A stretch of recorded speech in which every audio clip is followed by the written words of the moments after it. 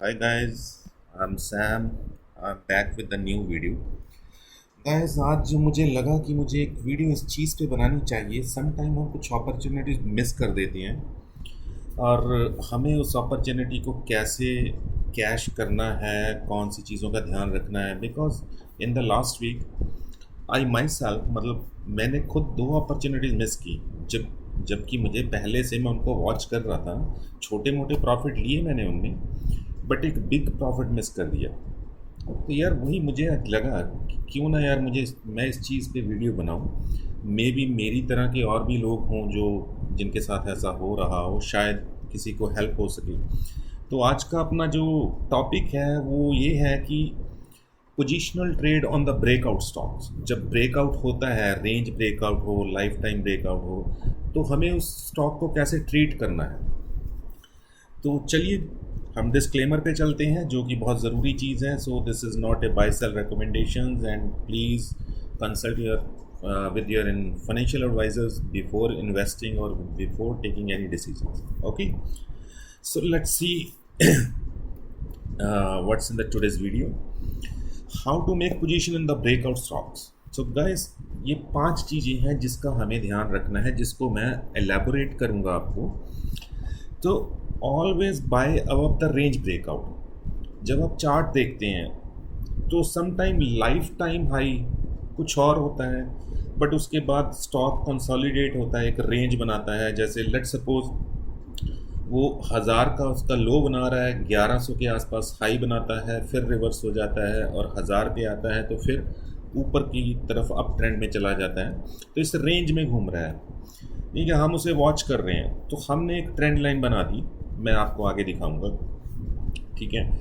तो trend line बना दी, हमें पता है अब ये 1000 और 1100 इसकी रेंज है। और जब वो 1100 को ब्रेक करता है, ठीक है, उसको कहते हैं रेंज ब्रेकआउट। वो लाइफ टाइम ब्रेकआउट तो नहीं है, बट वो रेंज ब्रेकआउट है, ठीक है। तो always buy above the range breakout. हमें उससे पहले लेना ही नहीं है, क्योंकि वो 1100, अगर लास्ट टाइम वो 1105 से वापस गया था, इस बार वो 1110 से वापस हो सकता है। तो हमें ये वेट करनी है। और दूसरी बात, हमें चेक करना है वॉल्यूम, कि रेंज ब्रेकआउट तो हो गई, वॉल्यूम क्या है, ठीक है। अब मुझे पता नहीं आप कौन सी वेबसाइट पे जाके या कौन सा चार्टिंग सिस्टम आप यूज़ करते हैं जहाँ पे आपको वॉल्यूम का पता चलता है। तो कुछ चार्ट्स हैं जो आपको वॉल्यूम क्वांटिटी में भी दिखा देते हैं, कितनी क्वांटिटी में वॉल्यूम है। कुछ चार्ट्स हैं वो कैंडल्स में दिखाते हैं, but I have no idea what are you using for the to check the volume. But या हमें रेंज ब्रेकआउट पे वॉल्यूम भी देखना है। अगर वो फ्यूचर का स्टॉक है, मतलब अगर वो स्क्रिप्ट फ्यूचर में भी है, फ्यूचर एंड ऑप्शन में, तो हमें रेंज ब्रेकआउट पे उसके ओपन इंटरेस्ट का डाटा चेक करना है, ठीक है। ओपन इंटरेस्ट चेन एनालिसिस नहीं, जो एनएससी की वेबसाइट पे जाके करते हैं। एक ओपन इंटरेस्ट का डाटा होता है कि वॉल्यूम बढ़े हैं, ओपन इंटरेस्ट में लॉन्ग बिल्डअप है या शॉर्ट बिल्डअप है, ठीक है। लॉन्ग अनवाइंडिंग है या शॉर्ट अनवाइंडिंग है, मतलब ये सब चेक करना है। तो हमें थोड़ा आइडिया हो जाता है, जस्ट टू मेक श्योर कि यार जो रेंज ब्रेकआउट हुआ है इसमें हम फंसेंगे, ठीक है।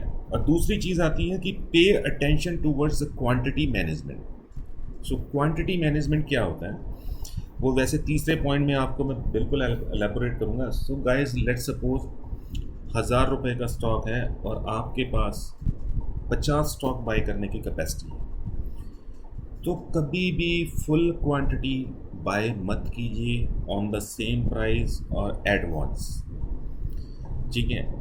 हमेशा, जैसे मैंने आगे लिखा है, buy half and sell half.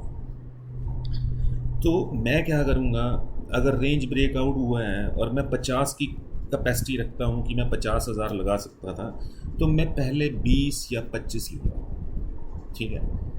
मतलब 40-40-20 भी कर सकता हूँ, 50-50 भी कर सकता हूँ, कि 1110 पे मैंने 25 ले लिए या 20 ले लिए और वहाँ से वो रिवर्स हो गया, तो मैंने जो स्टॉप लॉस रखा है और उसके ऊपर एक एक्यूमुलेशन जोन रखा है कि यहाँ तक तो मैं इसे एक्यूमुलेट करूँगा, बट अगर इससे भी नीचे चला गया तो मैं निकल जाऊँगा। तो एक्यूमुलेशन जोन तक मैं और क्वांटिटी बाय करूँगा। अगर पहले 20 लिए हैं तो मैं 10 और बाय कर लूँगा, ठीक है। तो हमें क्वांटिटी मैनेजमेंट पे ध्यान देना होता है। फुल क्वांटिटी एट वंस हमें नहीं लेनी होती। जब हम लेते हैं सम टाइम वो ब्रेकआउट फेल हो जाता है और हम उसमें फंस जाते हैं या हमें लॉस बुक करना पड़ता है। बट अगर आप क्वांटिटी मैनेजमेंट करोगे तो मैं नहीं कहता लॉस नहीं होगा, ठीक है, 10 में से 2 बार लॉस भी हो सकता है, बट एक लिमिटेड या माइनर लॉस होगा। चलो अब तीसरे पॉइंट पे आते हैं, बाय हाफ सेल हाफ का क्या मतलब है। सम टाइम जैसे मैंने आपको बताया हम फुल क्वांटिटी बाय कर ली, ठीक है, और फिर ब्रेकआउट फेल हो गया, हम वहाँ पे फंस गए, तो उसमें हमने अगर आधी क्वांटिटी बाय की है तो एक्यूमुलेशन जोन में हम और बाय करने की कैपेसिटी हमारे पास बैकअप पे पड़ी है, ठीक है। इसका मतलब होता है बाय हाफ। हम श्योर हैं रेंज ब्रेकआउट हो गया, लाइफ टाइम ब्रेकआउट हो गया, सब कुछ ठीक है, वॉल्यूम भी है, सब ओके है, बट अगर हमने 50 बाय करने थे, अभी यहाँ पे 25 बाय किए हैं, तो वो हमें सेफ रखता है। अगर तो स्टॉक चला गया ऊपर तो अपना प्रॉफिट बुक करो और निकलो, जो भी आपने टारगेट रखा है 5% 10% what ever it is. But अगर वो नीचे आ जाता है, उसे कहते हैं रिट्रेस करना, रिट्रेसमेंट कहते हैं उसे, ठीक है। एक बार नीचे आके मतलब वो कूल डाउन होता है स्टॉक, ठीक है, प्रॉफिट बुकिंग आती है, तो वो एक बार नीचे आता है प्रॉफिट बुकिंग के टाइम, तो वहाँ हम एक्यूमुलेट कर सकते हैं उसको प्रॉपर एक स्टॉप लॉस के साथ, ठीक है। तो उसको कहते हैं बाय हाफ। अब सेल हाफ का मतलब क्या है। अब जैसे हमने स्टॉक बाय किया रेंज ब्रेकआउट पे या किसी भी ब्रेकआउट पे, हमने 100 की क्वांटिटी बाय की, 5% ऊपर गया, हमारा टारगेट था 5%, हम 5% लेके निकल गए, बट उसके बाद स्टॉक 10% और ऊपर चला गया, तो वहाँ उसको हम कैसे ट्रीट कर सकते हैं गाइस। आप अगर 100 स्टॉक लेके बैठे हैं, आपका टारगेट था 5% का, 5% वो ऊपर चला गया, वहाँ पे सेल हाफ 50 बेच दीजिए, अपना प्रॉफिट बुक कीजिए। मार्केट का नहीं पता, स्टॉक का नहीं पता, ठीक है, स्टॉक मार्केट में किसी चीज़ का नहीं पता, तो 50 बेच के अपना 5% का तो प्रॉफिट बुक कीजिए। स्टॉक नीचे आएगा, ठीक है, अपना स्टॉप लॉस ट्रेल कीजिए और वहाँ तक उसे वेट कीजिए। मान लीजिए आपने अपना स्टॉप लॉस ट्रेल करके 3% पे लगा दिया या 2.5% पे लगा दिया, तो अगर 2.5% नीचे आता है, बाकी में भी बाकी का जो बचा हुआ 2.5% है प्रॉफिट बुक कीजिए, एटलीस्ट लॉस तो कोई नहीं। बट इन केस वो और ऊपर चला जाता है, इन केस वो और ऊपर चला जाता है, वो नीचे आता ही नहीं, तो आपको रिग्रेट नहीं होगा, क्योंकि अभी भी आपके पास 50 शेयर पड़े हैं, ठीक है, आप वेट कर सकते हैं, आप 50 में से प्रॉफिट बुक कर चुके हैं, और जितना वो ऊपर जाएगा उतनी उसके नीचे आने के चांसेस या नीचे आने की जो रेंज है वो कम होती जाएगी। अगर वो 1000 पे आपने लिया था या 1100 पे लिया था, 1200 पे प्रॉफिट बुक कर लिया, उसके बाद वो 1400 चला गया, तो वो 1100 पे नहीं आएगा वापस, ठीक है, वो हो सकता है 1200 तक आए, मे बी वो 1300 तक आए, वहीं से वापस हो जाए। तो अपना स्टॉप लॉस ट्रेल कीजिए, और जो बाकी की 50 की क्वांटिटी पड़ी है उसमें बाकी की फुल राइड एंजॉय कीजिए। वो 50% भी ऊपर जाता है तो राइड कीजिए उसको, उस प्रॉफिट को राइड कीजिए, उसको एंजॉय कीजिए। So this is what I mean buy half and sell half. So चौथा है, shouldn't have more than 4 positions. ये स्विंग ट्रेडिंग के लिए है गाइस। स्विंग ट्रेडिंग का एक रूल है, एक तो फुल कैपिटल आपकी कभी भी इन्वेस्टेड नहीं होनी चाहिए सेम टाइम पे। अगर आपके पास 1 लाख है तो ऑलवेज आपकी जो पोजीशन है वो 50,000 से ज़्यादा की नहीं होनी चाहिए, क्योंकि मार्केट का नहीं पता, उस सेक्टर का नहीं पता, उस पर्टिकुलर स्टॉक का नहीं पता। रिज़ल्ट क्वार्टरली आते हैं, बाकी मैनेजमेंट की तरफ से कभी कोई न्यूज़ आ जाती है, किसी ने रिज़ाइन कर दिया, किसी ने नया ज्वाइन कर लिया, या मैनेजमेंट में कुछ उथल पुथल चल रहा है, ठीक है। तो अगर आपकी फुल कैपिटल इन्वेस्टेड नहीं होगी तो आपके पास बैकअप पड़ा है नई पोजीशन बनाने के लिए या उस स्टॉक को और नीचे जाने पे एक्यूमुलेशन के लिए जी। सो 4 पोजीशन से ज़्यादा मत बनाइए, और अपनी 100% capital at the same time कभी भी इन्वेस्टेड मत रखिए मार्केट में। और 5वां जो और लास्ट पॉइंट है, do not make position in the same sector. अगर आपने 4 पोजीशंस बना रखी तो सेम सेक्टर में पोजीशन कभी मत बनाइए। एक सेक्टर में सिर्फ एक पोजीशन से ज़्यादा कभी मत बनाइए, क्योंकि अगर वो सेक्टर रोटेट हो गया, उसमें डाउन ट्रेंड आ गया, तो भाई आपकी तो चारों पोजीशंस एक ही सेक्टर में हैं, तो आपकी तो चारों पोजीशंस में लॉस हो जाएगा, ठीक है। और वो फिर लॉस से निकलने के लिए सम टाइम तो आप स्टॉप लॉस लेके निकल जाते हैं, सम टाइम आप वेट ही करते रह जाते हैं, जो कि ज़्यादातर इन्वेस्टर करते हैं कि आ जाएगा, ऊपर आ जाएगा, यहाँ रुक जाएगा। तो आपकी तो फुल कैपिटल इन्वेस्टर थी, चारों पोजीशन सेम सेक्टर में थी, तो आपका तो पैसा फंस गया। आप ट्रेडिंग बंद, रोज़ सुबह कंप्यूटर ओपन करोगे, लैपटॉप में लॉगिन करोगे, लॉस देख के स्ट्रेस आउट हो गए, बिकॉज आपने सबसे बड़ी गलती ये कर रखी है कि आपकी सभी पोजीशंस एक ही सेक्टर में थी, ठीक है गाइस। तो ये 4-5 पॉइंट थे। अब मैं आपको एक एग्जांपल दिखाता हूँ जो लास्ट वीक मेरे साथ हुआ है। तो ये चार्ट है बजाज इलेक्ट्रिकल लिमिटेड का। गाइस मैंने ये स्टॉक 1198 पे ख़रीदा। ये आप ट्रेंड लाइन देख रहे हैं मेरी बनाई। तो ये जब ब्रेकआउट आया इस कैंडल में, तब मैंने ये नीचे आने पर 1198 पे स्टॉक बाय किया, जो कि हम सब के साथ होता है। तो मैं आपको जस्ट बताना चाहता था कि मेरे साथ क्या है। तो मैंने इस कैंडल पे, ठीक है, ये स्टॉक बाय किया। नेक्स्ट ये थोड़ा ऊपर भी गया, पर मुझे था कि ये ब्रेकआउट है यार, अच्छी कंपनी है, ये और ऊपर जाएगी। उस दिन मैंने इसमें कोई प्रॉफिट बुक नहीं किया, ना आधा ना 25% का, ठीक है। अगले दिन ये नीचे आ गया, जहाँ से इसने ब्रेकआउट दिया था ये बिल्कुल वहीं पे आ गया 1196 के आसपास। मैं परेशान, है ना। वही अपने मन में आता है कि कल यार इतना मिल रहा था मैंने लिया नहीं, तो वही मेरे दिमाग में चल रहा।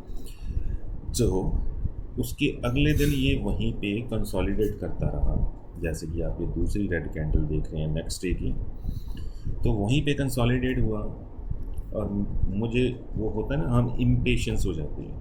और मुझे एक और अपॉर्चुनिटी दिख रही थी मार्केट में, मुझे लगा कि यहाँ से निकालो यार पैसा, एटलीस्ट लॉस में तो नहीं है। तो मैंने ये तीसरे दिन यहाँ पे 1198 में सेल कर दिया कि मेरे डीमेट अकाउंट के जो चार्जेस लगते हैं वो निकले, जो 20-50 रुपये जो ब्रोकरेज लगती है, ठीक है, कि निकलो इस पोजीशन में से।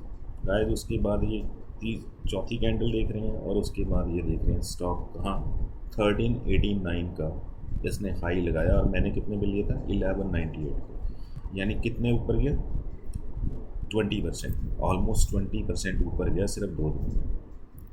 तो ये होता है इम्पेशंस होने का जो रिजल्ट्स होते हैं, ठीक है।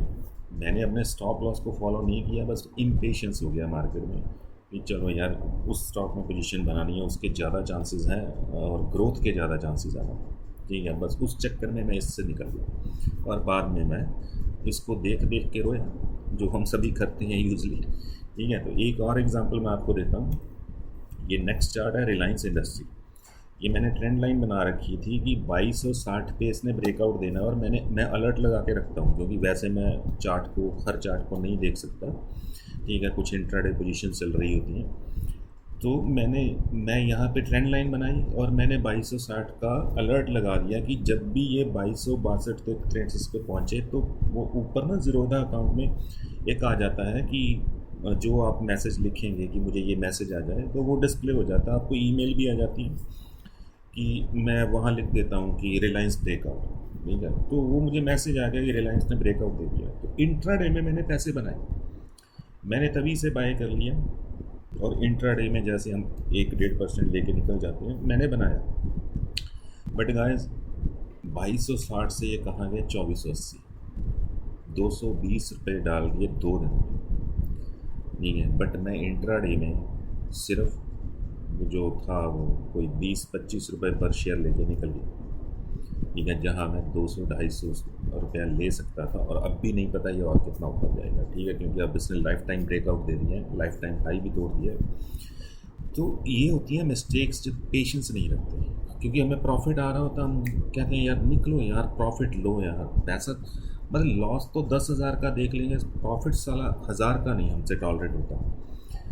तो ये गलतियाँ होती हैं, इसीलिए यहाँ पे अप्लाई होता है, इम्प्लीमेंट कर सकते हैं हम कि बाय हाफ सेल हाफ। अगर आपको प्रॉफिट चुभ रहा है, टॉलरेट नहीं हो पा रहा, मन में कुछ कुछ हो रहा है, तो आधा बेच दीजिए भाई, आधा बेच दीजिए, और पोजीशन को देखिए मत उस तरह। स्टॉक नीचे आएगा, अपना ट्रेलिंग स्टॉप लॉस रखिए, और स्टॉक ऊपर जाता है तो पूरी राइड को एंजॉय कीजिए, 10% की राइड हो, 20% की हो, ठीक है। These were the few examples which happened with me last week. तो मैं चाहता था कि यार शायद मार्केट में औरों के साथ भी हो रहा होगा, तो क्यों ना मैं अपने ये एक्सपीरियंसेस आपके साथ शेयर करूं। तो गाइस ये थी आज की वीडियो का मोटिव या मकसद। आई होप कि मैंने आपको बहुत अच्छे से मैं समझाने में कामयाब रहा हूँ। बाकी आपको कोई भी क्वेश्चन हो किसी स्टॉक को लेके या कोई भी आपकी क्वेरी हो, आप कमेंट सेक्शन में लिख सकते हैं। मैं कमेंट्स चेक करूँगा और मैं आपको रिप्लाई करूँगा। वहाँ आप अपनी कोई ईमेल आईडी या कोई भी कॉन्टैक्ट इन्फॉर्मेशन छोड़ सकते हैं, ठीक है। तो I can contact you back. And guys the last thing कि अगर आप मेरी वीडियोस को देख रहे हो, आपको कंटेंट अच्छा लग रहा है, तो प्लीज़ इसे लाइक, सब्सक्राइब एंड शेयर कीजिए, ठीक है। And thank you for your support and I will see you with the next video. Thank you guys and have a good day.